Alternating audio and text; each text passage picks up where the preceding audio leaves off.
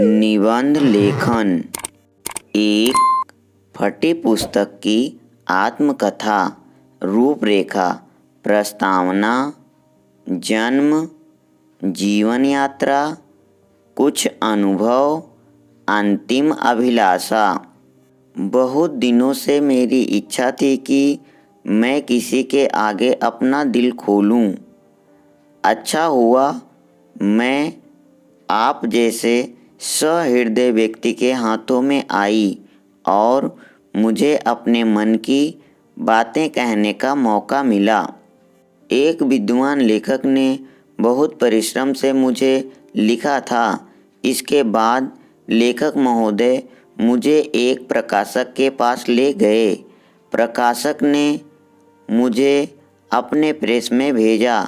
न जाने कितने अक्षरों को जोड़ जोड़ कर मुझे नया रूप दिया गया। इसके बाद मुझे मशीनों में डालकर कागज़ पर छापा गया। अंत में मुझ पर सुंदर मुख पृष्ठ लगाया गया। इसके बाद मेरे रूप का कहना ही क्या। फिर मुझे एक दुकान की अलमारी में रखा गया। आखिर एक दिन मैंने उस दुकान से विदा ली। एक सज्जन ने मुझे खरीद लिया था।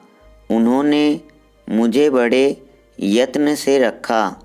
वह मुझे बड़े ध्यान से पढ़ते और हर पन्ने पर कुछ निशान करते। कुछ दिन उनके पास रहने के बाद मैं उनके एक मित्र के पास पहुंच गई, पर दुर्भाग्य से एक दिन वह मुझे बस में भूल गया। फिर तो मैं एक बुद्धू के पल्ले पड़ी। उसने मेरे 2-4 पन्ने पढ़े और मुझे एक ओर पटक दिया। एक दिन दुर्भाग्य से मैं एक रद्दी वाले के यहाँ पहुँच गई। उसने मेरा सुंदर मुख पृष्ठ फाड़कर अलग कर दिया और बिकने के लिए रख दिया, पर मेरी किस्मत जोरदार थी, इसलिए मैं आपके पास पहुंच गई।